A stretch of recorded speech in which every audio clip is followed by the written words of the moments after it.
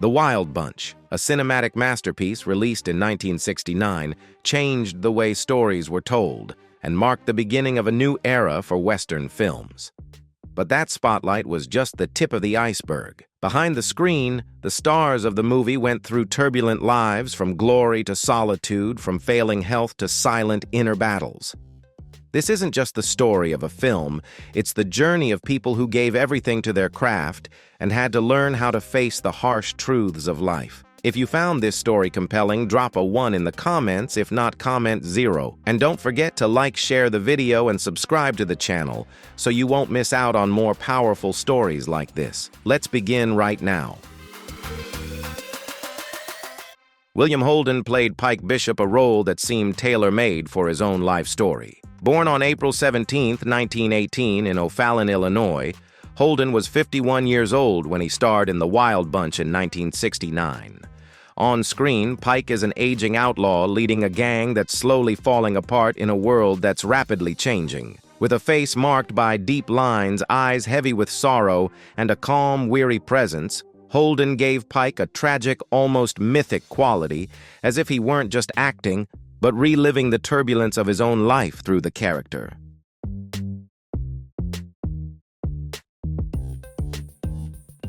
Behind the spotlight, William Holden's life was full of contradictions. His 3-decade-long marriage to actress Brenda Marshall slowly unraveled, strained by his struggles with alcoholism and a string of extramarital affairs. Alcohol became both a comfort and a curse, gradually pulling him away from his family and turning him into a quiet, withdrawn man hidden beneath a shell of loneliness. And yet Holden's talent continued to shine brilliantly.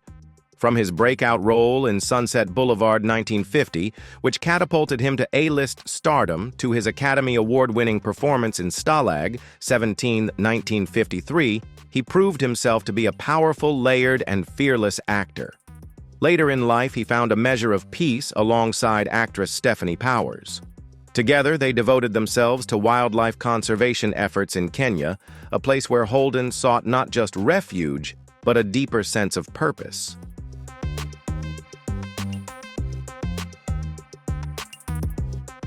Despite his efforts to escape the shadows of his past, Holden ultimately could not conquer himself. On November 12, 1981, he passed away in his Santa Monica apartment after a fall caused by alcohol at the age of 63.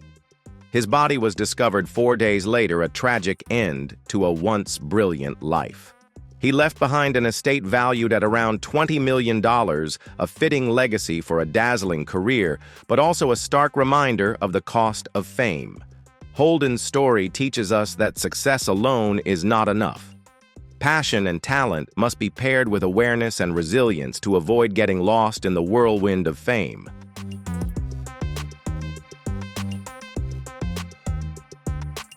Ernest Borgnine played Dutch Angstrom Pike's close, fiery, yet fiercely loyal friend in The Wild Bunch.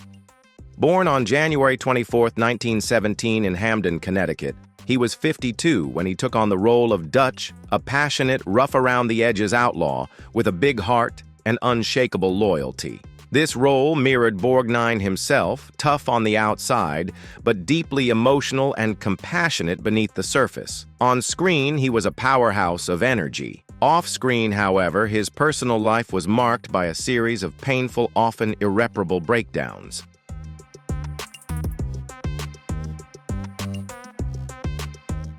Borgnine was married 5 times, with most of his marriages ending in conflict, misunderstandings, and heartbreak. His brief 42-day marriage to singer Ethel Merman became the subject of ridicule in the entertainment world, and he openly admitted that his impulsiveness and lack of self-control were to blame for the breakup. Though he always appeared with a friendly smile on screen, Borgnine often confessed that deep down he felt lost and weary. Yet instead of giving up, he continued to dedicate himself passionately, from serious dramatic roles to comedic performances, like the voice of Mermaid Man in the animated series SpongeBob SquarePants, bringing joy to millions of children around the world.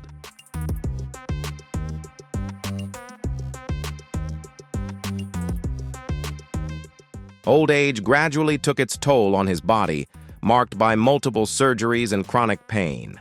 Yet his artistic spirit never faded. Borgnine continued acting until the very end, a testament to his unconditional love for the craft. On July 8, 2012, he passed away in Los Angeles from kidney failure at the age of 95. His estate was estimated at around $15 million more than just a number. It was the result of a lifetime of relentless hard work. His story stands as a simple but valuable truth. No one is perfect, but perseverance and staying true to oneself will always be rewarded by time.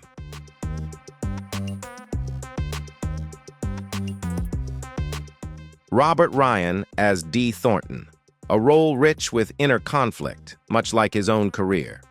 Born on November 11, 1909 in Chicago, Illinois, Ryan was 60 years old when he appeared in The Wild Bunch in 1969.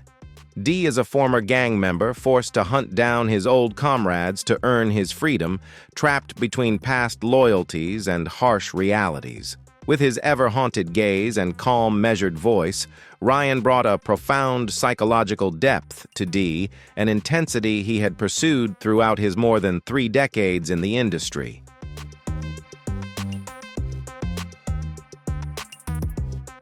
Behind that powerful acting style lay a private life filled with quiet losses. Ryan married Jessica Cadwallader in 1939, a union that seemed strong but slowly wore down over time and distance.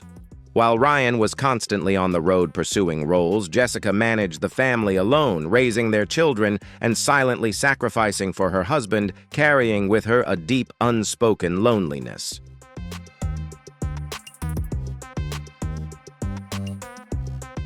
When the cruel shadow of cancer struck Jessica in the early 1970s, Ryan found himself caught in a relentless battle, torn between the demanding roles that required his presence and the torment of helplessness as he watched his beloved wife suffer. The helplessness in the face of illness and time turned his on-screen gaze colder, yet beneath it lay a heart breaking quietly. His personal pain became the raw material for his art, but it also aged him far beyond his years.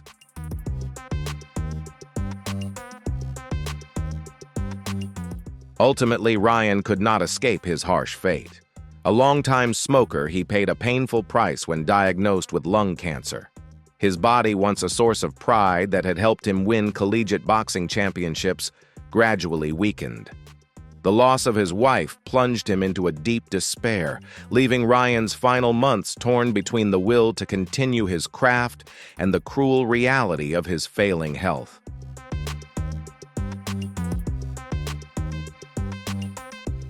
On July 11, 1973, just 1 year after Jessica's passing, Robert Ryan took his last breath in New York at the age of 63. He left behind a rich cinematic legacy and an estimated estate of around $3 million, not a fortune by Hollywood standards, but invaluable in spirit. His life serves as a reminder that true courage isn't always about triumph on screen, but about how we confront pain in real life. Robert Ryan remains a symbol of compassion beneath a tough exterior, a profound lesson in humanity amid a fiercely competitive world. If you found this story interesting, don't forget to share the video and subscribe to the channel so you won't miss out on more captivating content. Let's continue the story right now.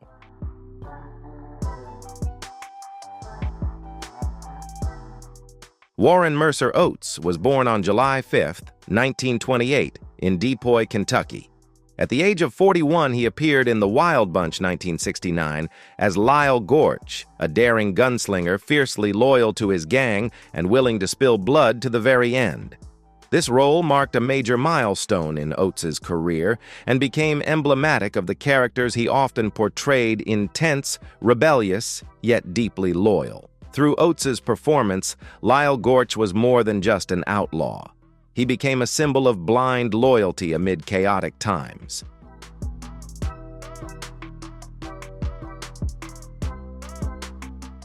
However, Warren Oates' real-life journey was far from the glory portrayed on screen. Born into a working-class family, he left school early to support himself and later joined the U.S. Marine Corps. His path to the stage was a tough one, starting with minor roles in Western TV series before finally earning his place in mainstream cinema. Without the conventional Hollywood looks, Oates relied on his talent and relentless perseverance to make his mark, qualities that earned him deep respect among his peers.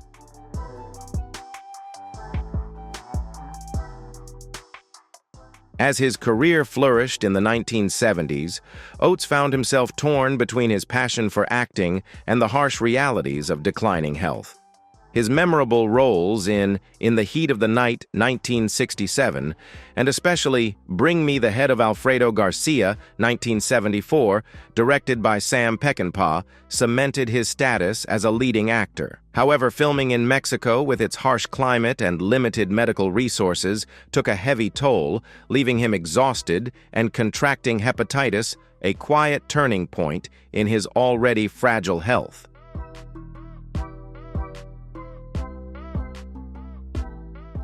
Oates seemed deeply aware of life's fleeting nature. He lived fast, recklessly, and indulgently. Alcohol, cigarettes, and the stress of a demanding work pace rapidly took a toll on his health. On April 3, 1982, Warren Oates suddenly passed away from a heart attack in his sleep in Los Angeles at just 53 years old. Prior to his death, he had battled chronic obstructive pulmonary disease and endured a prolonged bout of flu that severely weakened his immune system. His body was cremated, and according to his wishes, his ashes were scattered on his beloved ranch in Montana, a place he always considered his true home.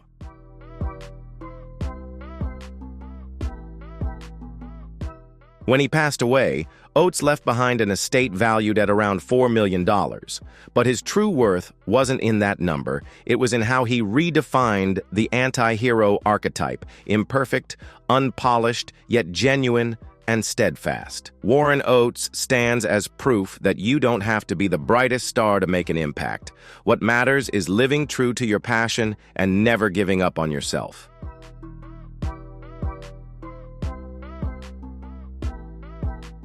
Francis Benjamin Ben Johnson Jr. was born on June 13, 1918, in Foraker, Oklahoma. In 1969, at the age of 51, he appeared in The Wild Bunch as Tector Gorsh, the loyal brother alongside Lyle, a tough cowboy with a fierce survival instinct in the dying days of the Wild West. With his square jaw, calm voice, and authentic cowboy demeanor in every step, Johnson brought a level of realism to Sam Peckinpah's film that few could match.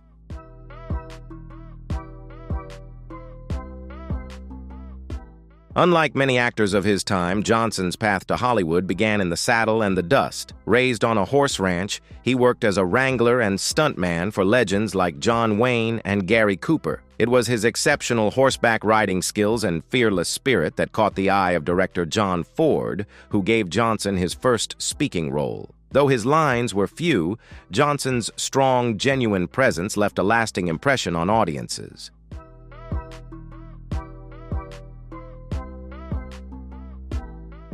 Ben Johnson's career wasn't always smooth.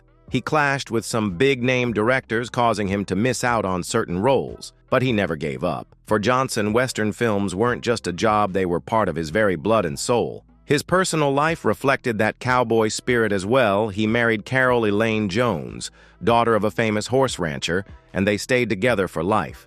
Though they had no children, Johnson poured his love into his horses and the rodeo sport he was devoted to throughout his life.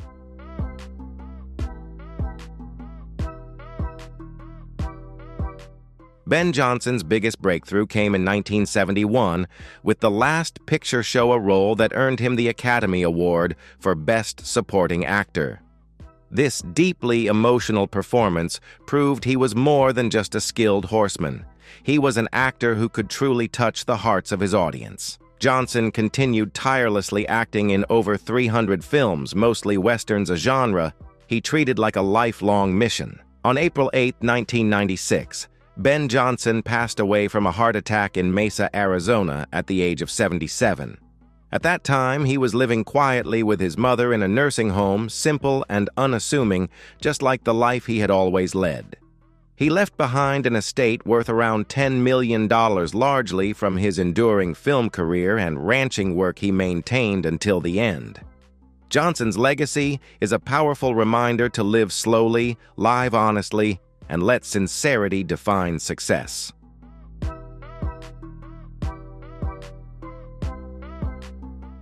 Emilio Fernandez, a name forever linked to the ruthless General Mapache and the Wild Bunch, was born on March 26, 1904 in Sabinas, Coahuila, Mexico. When he took on the role in 1969, he was 65 years old, embodying a merciless dictator who symbolized corruption and brutality. The intensity of the character wasn't just acting, it reflected a part of Fernandez's true nature: passionate, fiery, unyielding, and uncompromising.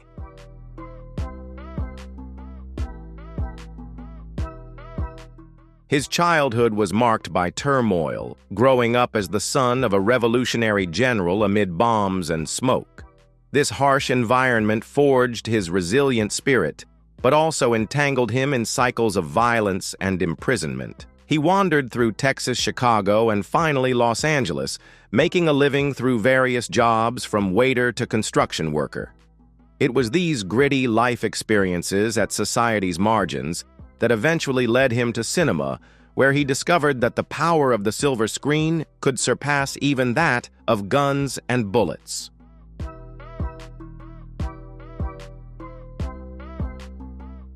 Though he became one of the iconic faces of Mexican cinema, Fernandez's personal life was marked by a series of heartbreaks.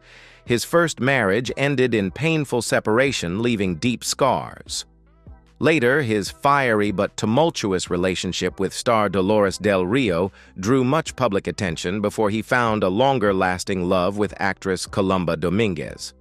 Yet even that relationship eventually fell apart, leaving his heart riddled with cracks. The greatest pain in his life came from the tragic death of his daughter, Jacaranda, who passed away at just 19 after a fatal fall. From that moment on, Fernandez was never quite the same.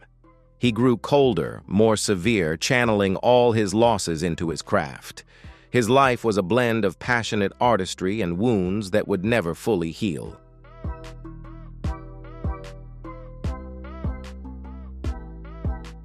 In early 1986, Fernandez suffered a fractured femur after a fall in Acapulco and was hospitalized. Complications arose when he was mistakenly given a blood transfusion contaminated with malaria parasites, which severely worsened his condition. On August 6, 1986, Ali Fernandez passed away in Mexico City at the age of 82. He left behind an estate valued at around $50 million, but disputes over his assets only underscored the complexity of his life. His fortress-like home in Coyoacán was later transformed into a cultural center, a lasting symbol of an artist who never bowed to the times. Fernandez's story serves as a reminder that wounds, when not hidden away, can become a legacy both painful and magnificent.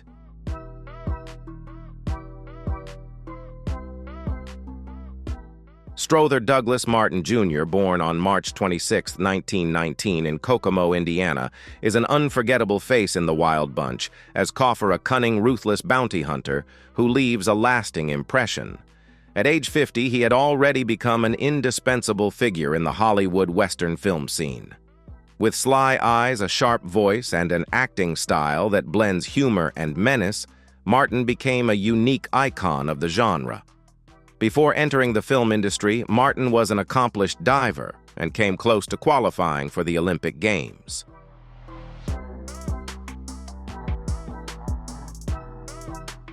When his dream of a sports career didn't come true, Strother Martin turned to Hollywood, starting with roles so small they were often forgotten. His youth was marked by days spent living in rundown apartments, taking on whatever work he could find, from odd jobs on film sets to bizarre supporting roles just to make ends meet. Martin was never truly given the chance to play leading men, something that quietly weighed on him. He longed to portray characters with emotional depth and humanity, but the film industry often typecast him as villains, eccentrics, or comic relief. Still, he never complained. Instead, he transformed each role into an opportunity, imbuing every character with a distinctive, memorable edge.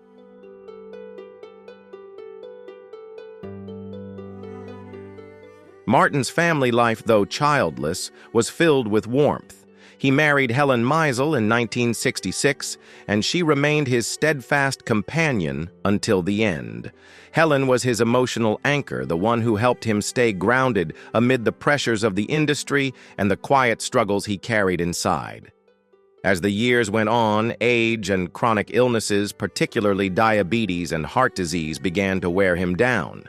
He would often return home from film sets exhausted, carrying with him a quiet sadness, knowing he might never get the chance to take on the roles he truly longed for.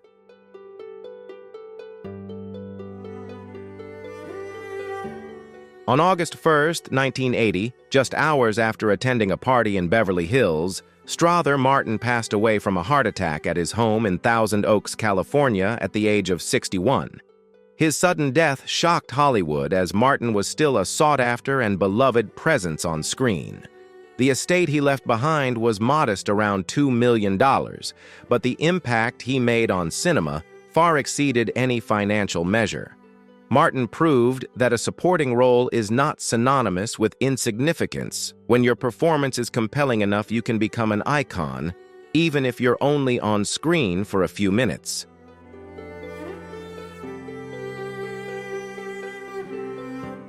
Edmund O'Brien. The man who portrayed Freddie Sykes in The Wild Bunch was born on September 10, 1915 in Brooklyn, New York. Of Irish descent, he grew up in a working-class family and lost his father at the tender age of 4. By the time The Wild Bunch premiered in 1969, O'Brien was 54 years old, stepping into the role of a grizzled, grumpy, yet fiercely loyal gunslinger who occasionally offered rare moments of humor, a hint of warmth in an otherwise brutal and cold world. This would become one of the final defining performances in a career that had once shined brightly, earning him an Academy Award and 2 Golden Globes.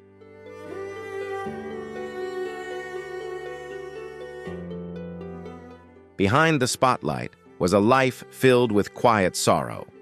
Edmund O'Brien's first marriage to actress Nancy Kelly lasted only a year. In 1948, he married singer and actress Olga San Juan, and together they had 3 children. But beneath the surface of what seemed like a happy family life were years of tension, emotional distance, and long separations due to work. The demands of his career and the strain of private struggles gradually eroded their relationship.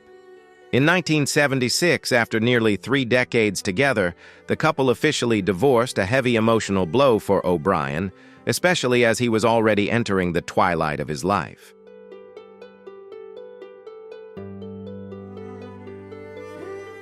Worse still, by the late 1970s, he began showing the early signs of Alzheimer's disease. His memory declined, his ability to speak and perceive gradually faded. From a seasoned actor who once commanded every frame, O'Brien slowly became a dependent man. In his final years, he was confined to a wheelchair, often living in a state of confusion and loss of control. His daughter once recounted a haunting memory, her father lying in a hospital bed, restrained in a medical jacket, screaming in a delirious state, a sight no one could have imagined from a man who once conquered the heights of Hollywood.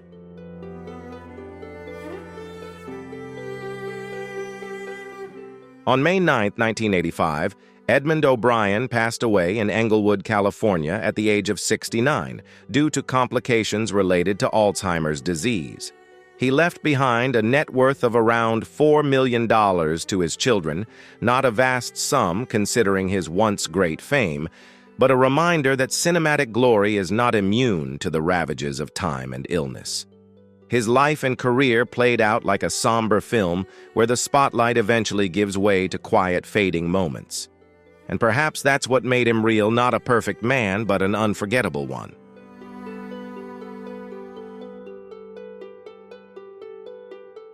Bo Hopkins-born William Malden Hopkins was born on February 2, 1938, in Greenville, South Carolina. In 1969, at the age of 31, he made a lasting impression with his role as Crazy Lee in The Wild Bunch. With his wild demeanor, defiant gaze, and an intensity tinged with chaos, he became an iconic figure of American westerns in the years that followed. His Southern accent, laced with a rebellious edge, made Hopkins a natural fit for roles as men on the fringes of society, tough, rugged characters with complex inner lives.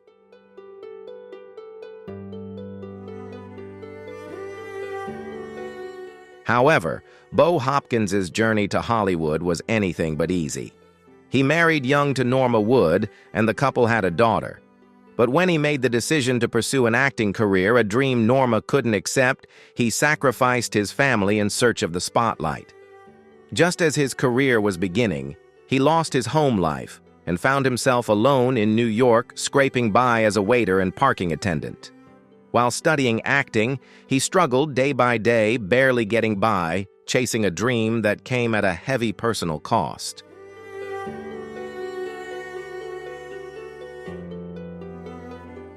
In Hopkins' mind, there was always a constant struggle between the desire for success and the guilt of being a father separated from his child. In the years that followed, he became involved in a controversial relationship with actress Sandra Locke, who was still in a high-profile marriage at the time. Whether out of true love or a moment of weakness, this affair sparked a wave of rumors and affected his reputation in the film industry, which was already rife with prejudice. It wasn't until 1989 that Hopkins's life began to stabilize when he married Cian Eleanor Green. They welcomed a son in 1995, giving him a chance to start anew, not only as a husband, but also as a devoted father. However, age and illness began to take their toll. His career slowed down, roles became scarcer, and Hopkins gradually stepped away from the screen to focus on family life.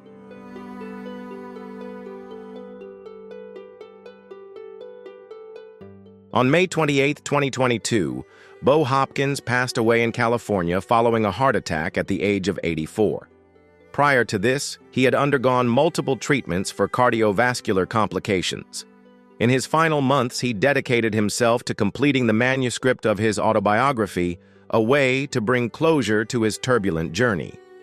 Hopkins left behind an estate valued at around $3 million, along with a rich artistic legacy proof that no matter the ups and downs of a career, a person can overcome loss and find meaning in the simplest things.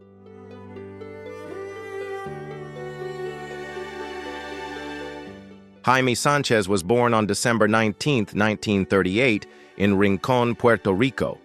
At the age of 31, he made an indelible mark with his role as Angel in The Wild Bunch, 1969, becoming the youngest member of the outlaw gang, a symbol of youth loyalty and the struggle between ideals and reality. That role opened the door for the young man from a small coastal town to enter the harsh yet captivating world of art in New York and Hollywood.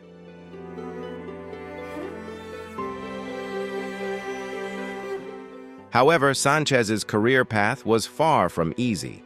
Despite his attractive appearance and strong acting skills, he was repeatedly typecast as poor Latin characters, street criminals, or minor supporting roles with limited screen time. While many of his contemporaries rose to stardom, Sanchez quietly appeared in films like The Pawnbroker and TV series such as Kojak and Miami Vice roles that reflected the ethnic stereotypes and lack of diversity prevalent in the film industry at the time.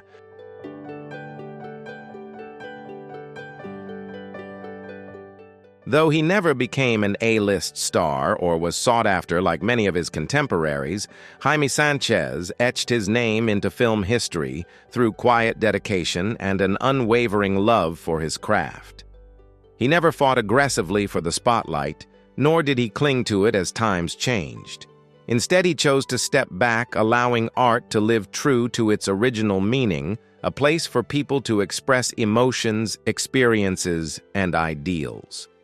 Now, in the twilight of his life, he is no longer the young angel he once was, but what he leaves behind from the big screen to the stage still carries the spirit of a resilient artist. Perhaps the greatest reward is not fame, but the late yet heartfelt recognition for someone who quietly devoted his entire life to the arts.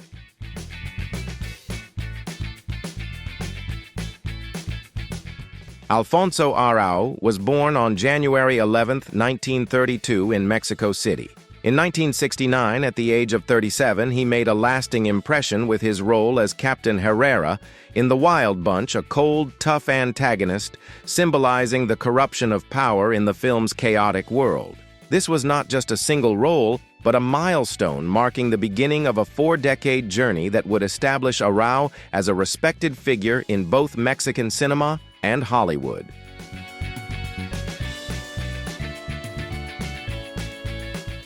However, Alfonso Arau's path was never smooth. His marriage to author Laura Esquivel, the writer of the novel, Like Water for Chocolate, was once seen as the perfect union of two artistic souls. But when the film adaptation, directed by Arau himself, achieved worldwide acclaim, his personal life began to unravel. The glow of success couldn't save a relationship that was deteriorating. The breakup came at the peak of his career, leaving him to walk his creative journey alone, surrounded by silence and pain.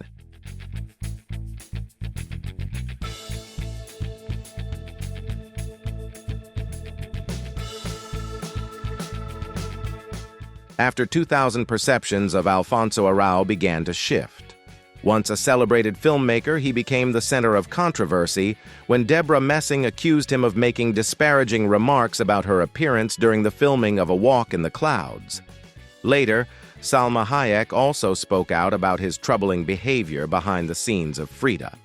These allegations cast a shadow over his previously bright reputation, dividing public opinion and forcing Arau to confront the darker side of fame.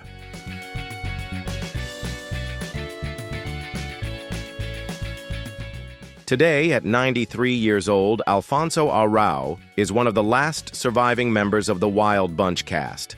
Though his name is surrounded by both respect and controversy, there is no denying his pioneering role as one of the few successful Latin directors in Hollywood. His estimated net worth of around $9 million stands as a testament to a career spanning more than half a century, marked by both glory and many challenging twists.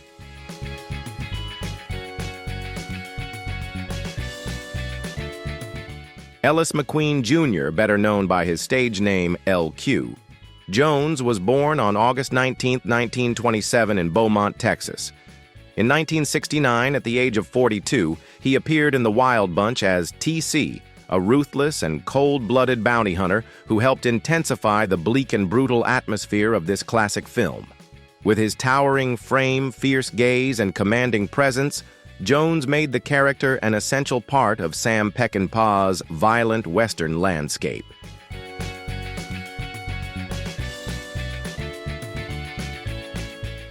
But behind his rugged exterior was a childhood marked by deep loss.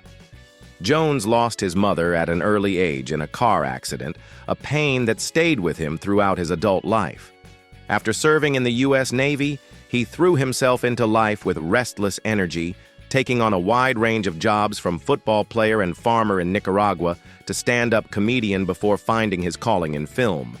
The name L.Q. Jones, originally the name of his character in his debut film Battle Cry 1955, became his lifelong stage name A Twist of Fate that marked the beginning of a career spanning over 100 roles. Most of those were tough, gritty Western characters, intense villains, or at times lost souls navigating a brutal world.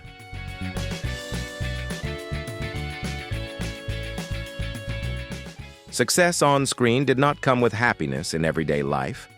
L.Q. Jones, once a pillar of the classic Western spirit, chose to quietly retreat in his later years.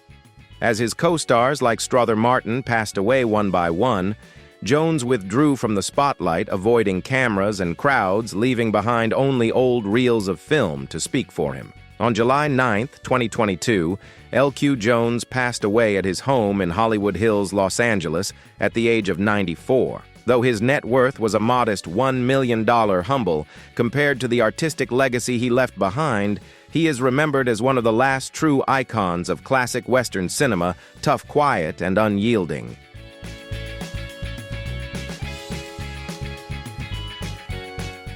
Walter Clarence "Dub" Taylor Jr. was born on February 26, 1907 in Richmond, Virginia.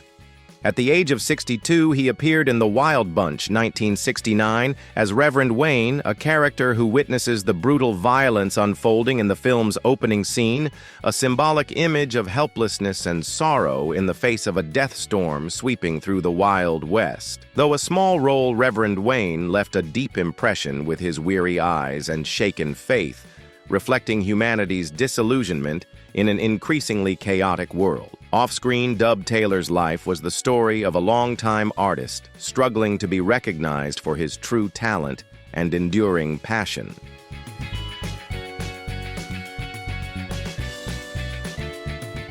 Taylor began his career showcasing his impressive xylophone skills before gradually transitioning into acting, most notably in westerns, where he was often cast as Cannonball, a humorous sidekick character that followed him for years. Despite appearing in dozens of films, he longed to break free from the shadow of supporting roles and shine in a truly leading part. That inner struggle left him in a state of prolonged tension, torn between maintaining a stable family life and the deep desire to be recognized as a serious, legitimate artist.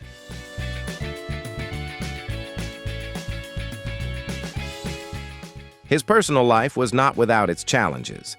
His lifelong romance with his wife, Florence Gertrude Heffernan, weathered many storms. But when she passed away in 1987, Dub Taylor lost the strongest emotional anchor in his life.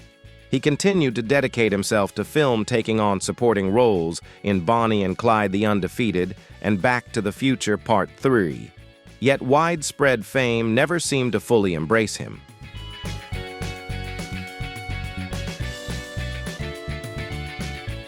Hollywood gradually forgot the loyal artist, leaving behind only his son Buck Taylor, also an actor, as his sole source of comfort.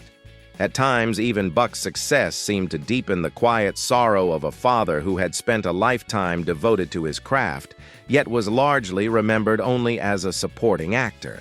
On October 3, 1994, Dub Taylor passed away from heart failure in Los Angeles at the age of 87. He left behind a modest net worth of around $1 million, a humble sum, when measured against more than half a century of dedication to the art of cinema.